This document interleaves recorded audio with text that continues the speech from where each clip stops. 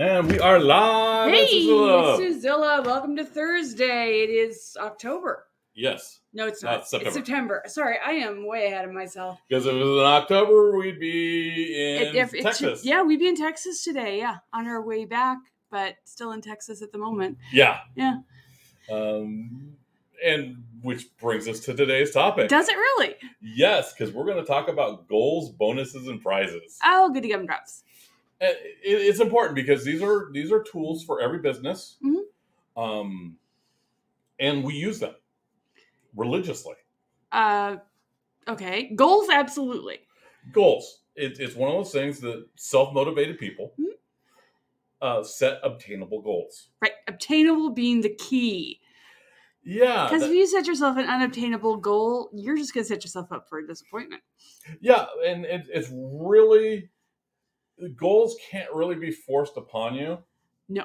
No matter what your boss might think. Yeah, whatever that sales chart on the side of the wall is, whatever your business forecast is, you really, they're really internally driven. Mm-hmm. And it takes practice. Yeah, that's a good way to put it.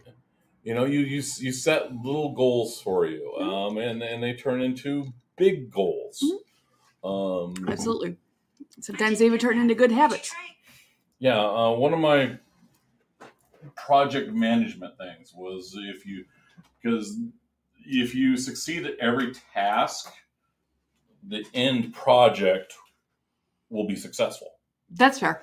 That's the whole small pieces equal one great big piece. Yeah. Yeah, and that's absolutely fair. I have a little itchy spot. So we do that.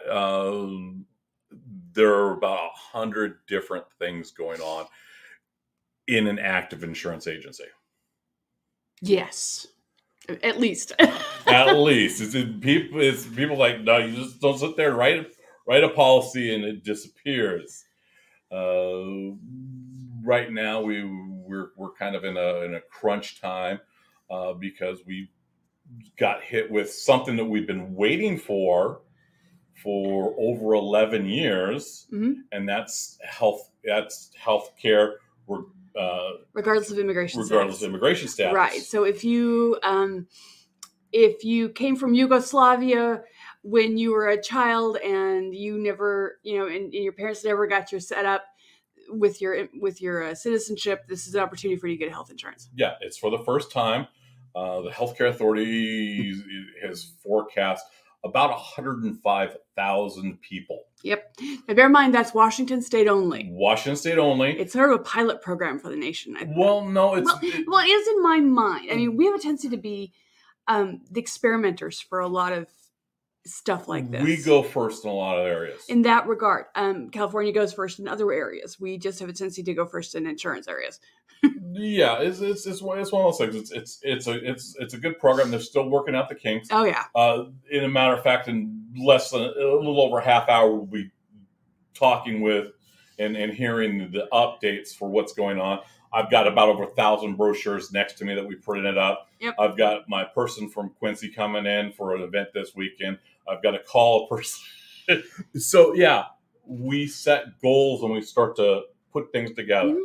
Mm-hmm. And then we get to the bonuses. Right. Bonuses are it's from the top down. Usually, yes.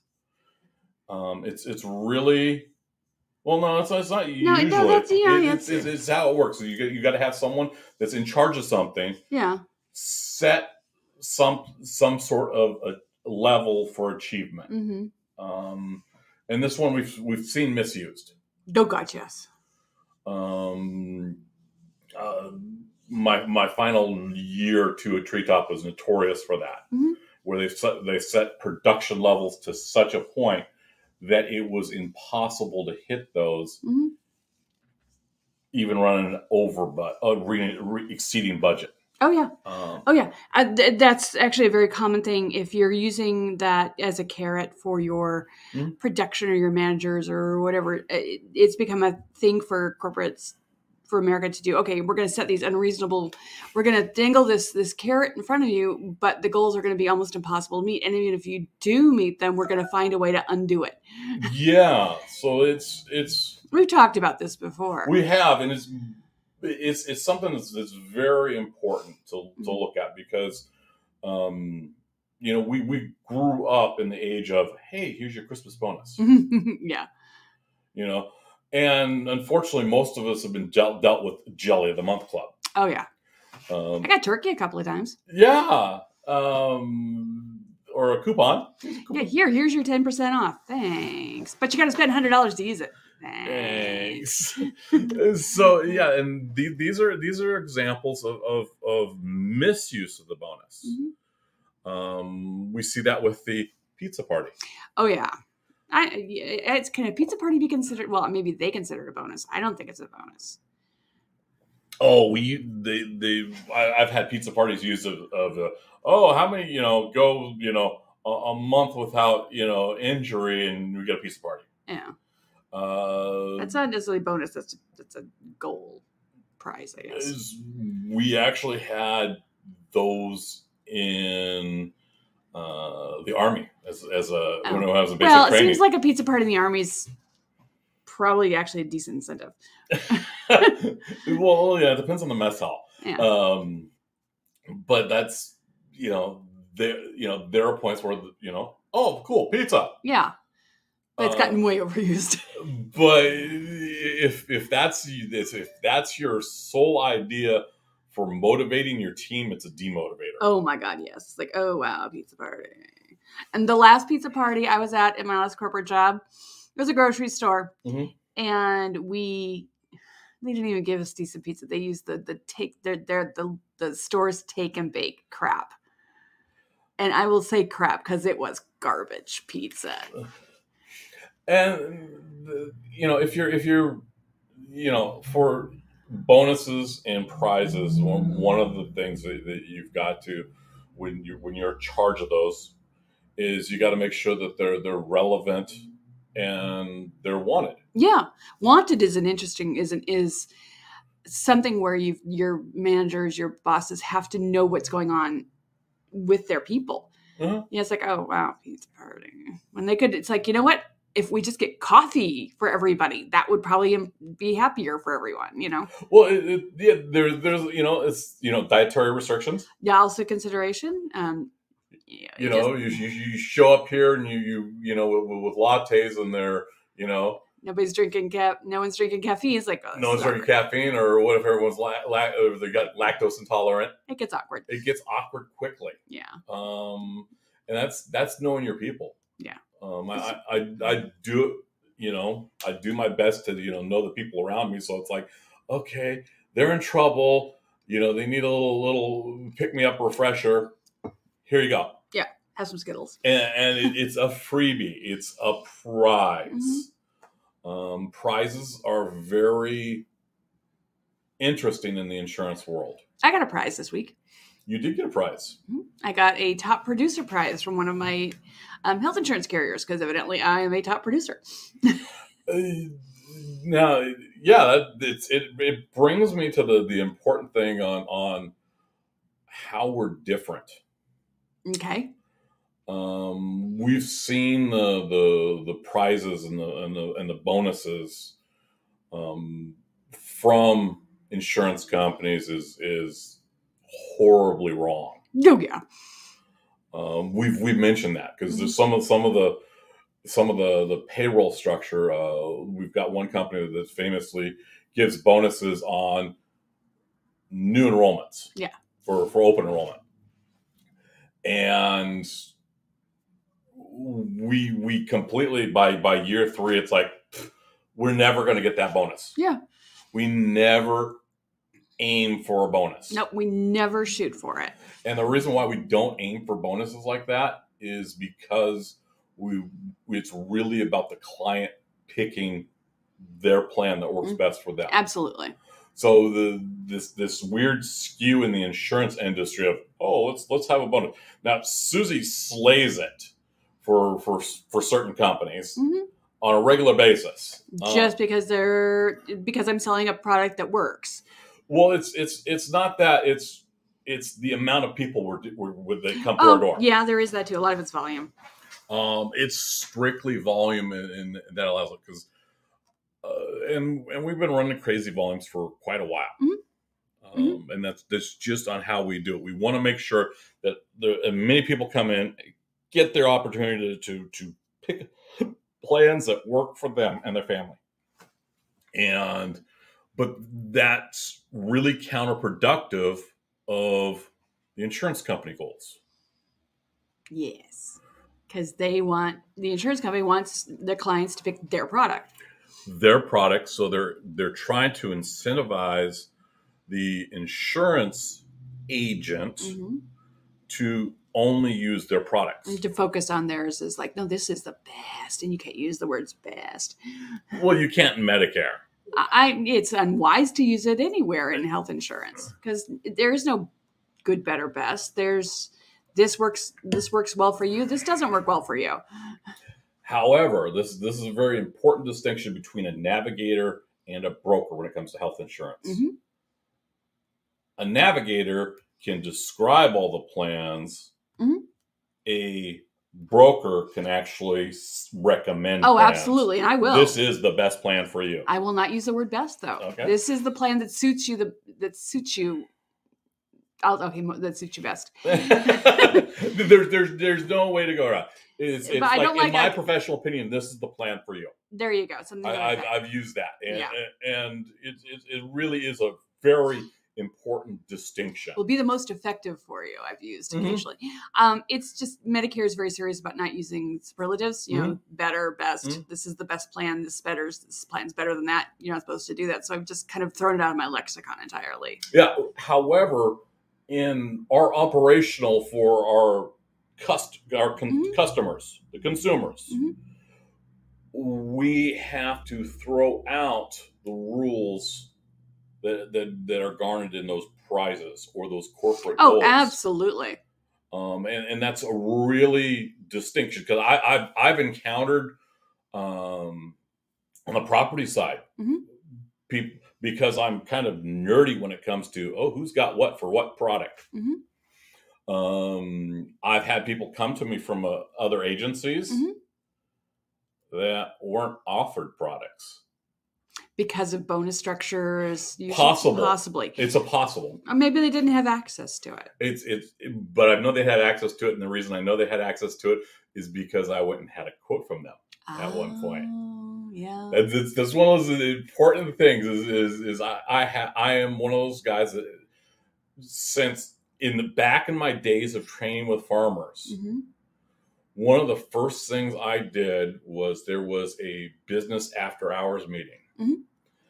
And it was at the American Family Agency that just opened up. And I went and I had the lovely little cocktails and here, grab this swag bag, yoink, because that's a bonus, and that's what a lot of people do is do the the grab bags and the information.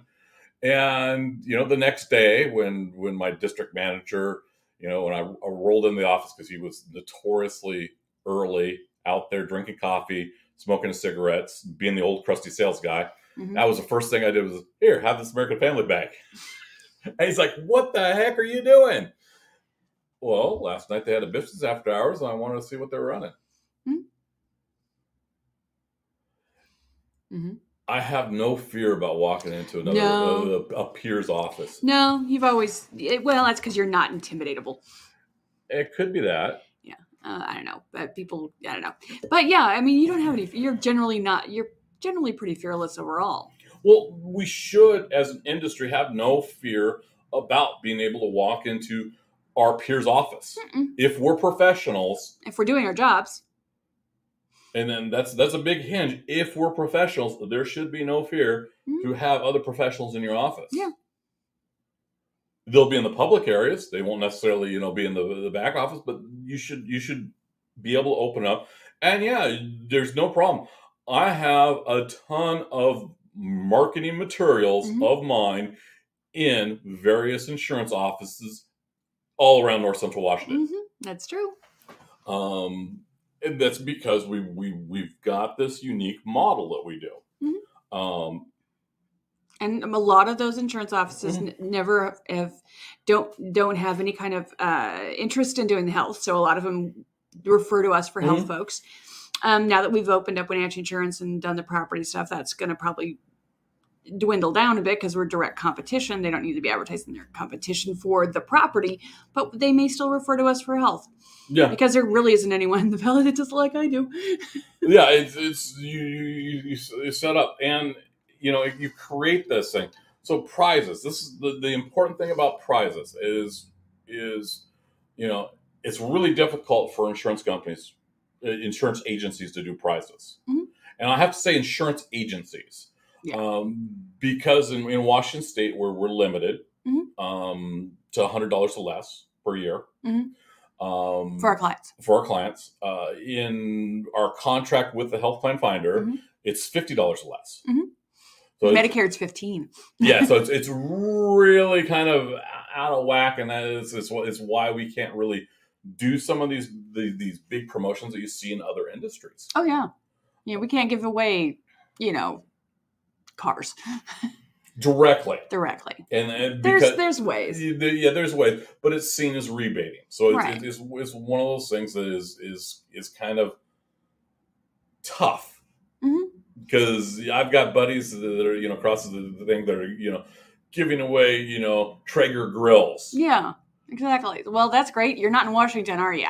Taylor Swift was a big round of tickets. That was huge for that kind of stuff. Yeah, and those were not cheap tickets. No, those weren't cheap tickets. Xboxes were a thing for a while. Xboxes were a thing for a while. So there are things out there that you'll see for prizes. But the big thing is you've always got to have the rules up front. Because we actually have opt-ins when we do a lot of these things. It's like, hey, you want to quote? We'd love to quote you. And it's an important thing. I've had some peers do the you should make sure that one of your customers wins. Ooh. Or someone is quoting one, and it's just like no, that's cheating. That's cheating. When I do my random draws, it's literally a random draw. It's literally a random draw. If someone's choosing. Pick a the number of candies. It really is the closest one. Here you go. We're not gonna. We don't cherry pick like that. That's just wrong. That's just unethical. Yeah. However, it's when you start doing the bonuses and the prizes, cherry picking the winners. You don't end up with a good result. Well, no. First off, if you're cherry picking your existing clients, you're not going to get a new client out of them. We've had winners, people who've had their name drawn, and they come back and they become our clients. If we picked one of our existing clients, they wouldn't be a new client. And we've also had people who won and never returned our door. And that's okay. We've had people who've won that never came and got their prizes. Yeah. Which is weird, but I mean, it is weird. It is what it is, and we it's like, okay, yeah, next cycle they go off someone else. Exactly, not a big deal. We never hold grudges on that. Yeah, we've really gotten to the point where it's like, okay, yeah, if we win, great. We notify you 3 times, and if you don't respond, woohoo, we move on. Exactly, somebody else gets the present. Absolutely. I don't have any problems with that. Yeah, but it's kind of important to have those rules stated. Up front. Yeah. Terms and conditions up front is incredibly important, because if not, what happens is you start creating bad blood. Yeah, absolutely, and no one wants that. And you're running things that are counterproductive. You'll really create some sour. You'll get some bad attitudes built really fast in your business if you pull that kind of crap. Yeah, it's one of those things that these are powerful tools when you're used correctly and to build. They're also incredibly powerful tools that destroy. Yes. And that you kind of got to be careful with that. And not everyone does prizes. No. We've done some big giveaways, and we're trying to figure out what we're going to do this fall. Yeah, we've got a couple of ideas. We just haven't really finalized it. We've had a lot of big fish to fry the last couple of months, so some of these future stuff is kind of backburnered at the moment. It's in the back of everyone's heads, but no one's actually made much progress on it. Well, yeah, it's gonna require some lifting and shifting. Always does. And we're gonna get up and moving and setting goals again on what we want to see happen. Because Suzie, you've knocked it out of the park, and we were in a Medicare room for an Advantage plan, and then they were talking about the dangers and whatnot. And there was a number of agents in there that were talking about losing clients. Yeah, that was interesting. It's like, okay, that's fine. That happens. They were talking about, there's a new carrier that is thinking about coming into the area, and they were concerned that they might be losing clients to that. It's like, well, then just contract with that carrier. Yeah, and it was... The insurance company was a little concerned, but they've always had the attitudes like, okay, we know that our plan is not perfect for everybody, which I always appreciate. I always really respected that about them. Yes, so that's a respectable attitude because it works well with our model. It does. The models that it doesn't work well with is I'm the company that's going to have all of the products from Apple Health through paid plan through Medicare plan. And then I'm going to control the production means I'm going to have call centers. Yeah. I'm going to have outreach, and I'm going to start doing agents. Yeah. It kind of squashes your independence. It squashes the independence, and it squashes the very nature that is the Affordable Care Act, which is the freedom to shop. Exactly. So you're. I mean, theoretically, these people have the freedom to shop, but they get kind of cornered. It's like, I guess this is what I've got. You got monoline. Yeah, that's what they call it. And that's really important to look on your shopping history and on how people approach you. If they say, "Oh yeah, shop multiple plans," do a thumbs up, move forward. Monoline, it's one of those ones that's a really buyer beware situation. Well, I think that's one of the reasons why CMS, the Medicare Medicaid regulators, have got this disclaimer we have to throw out there now. I do not represent every plan available when you're talking to somebody on the phone, because what it's doing is, I think it's maybe reducing the power of the monoline, because it says, okay, if this is all you've got, what else is out there? It puts that in the brains of folks like there's other choices. I'm hoping maybe that's the theory behind it. Whether or not that's actually going to happen remains to be seen. It's one of those ones. It's kind of good idea, bad ideas. Yeah. And the reason why I say good idea, bad idea with that is you had some monolines that were very, very pure in intention, and it's like, yeah, just describe the plan. If it works well, woohoo. Yeah. If not, go to this other place. Right. You had some really, really some quality ones. There are plans that also that do that captive agency. Yes. And that's what they're called, captive agencies. And then there are others that will, shed off to the, oh, well, if I sell more of these plans, I get a bigger bonus. That's back to the bonus thing. It's back to the bonus thing. So they will lift and shift production based on bonuses and where they've hit points. I guess you could almost call bonuses bribery in that situation. They can. They can be a powerful tool. Mm-hmm. It's one of the things that is really the Medicare for All folks really have a problem with people getting compensated for being able to advise plans. Yeah, that kind of, yeah. that's because a lot of them don't understand how this industry actually works or how the plans work, because they've always had an employer plan, to be brutally honest. A lot of them do. It's one of the reasons why I advocate that every plan on the exchange or every plan available has access to customer service from brokers. Oh yeah. And the brokers get compensated for them and brokers get fairly compensated. Because honestly, it's piecework. It really is. It really is. It's all it's a matter of volume. It's piecework, and if you worked in the orchard, it's your pick rate. You got to fill so many bins. If you're in the clothing industry, you got to produce so many pieces of clothing. And it's very easy to be paid a non-livable wage. Oh yeah, we learned that early on. That's why I was doing 2 jobs for a while, because it's not easy to create a livable wage in piecework situations, especially since there's no minimum wage for what we do. Yeah, we had one of our friends was talking about the rafting industry, and they have a wage per trip. Oh. Yeah, you never thought about that. It makes sense. I mean, do they have... They're compensating their river guides per trip. Does the number of people in the raft make a difference?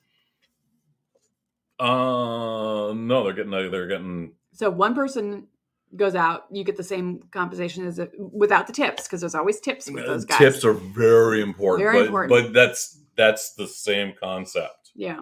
Is you're doing piecework. Yeah. So yes, you can quickly, not make minimum wage. You've also got the stuff that you don't see. The setup, the breakdowns, all the stuff that happens behind the scenes. All the things. That's why if you would like to go river rafting and you work with the company regularly, always request your guide. And tip well. It would be, it's like the wait staff only, working for tips. Yeah. Because the hourly wages is set beneath. Yeah, way low. Basically enough to cover taxes. Yeah.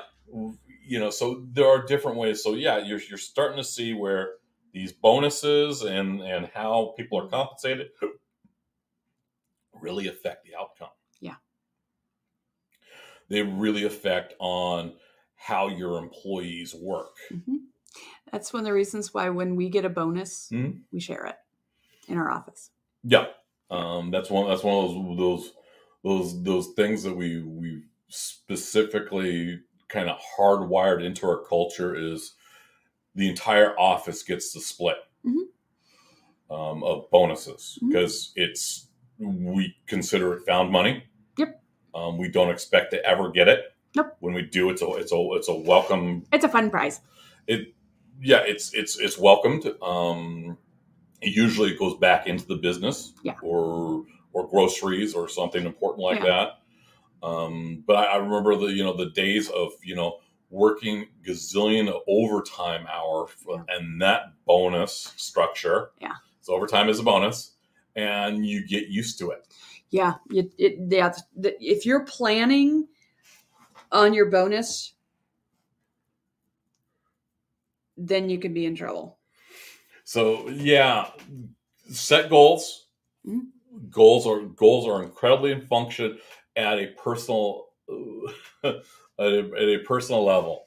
I'm gonna say hi to Chris because we have to get going because we got stuff to do. We have to things to learn. We have to move on to the next thing and work with the immigration healthcare and learn more about it because I'll be talking to a whole lot of people about it in 2 days' time at the very least, and I will be doing it as simply as possible because it's complicated. It's complicated, and I will be doing it for people whose primary language is not necessarily English. That's right.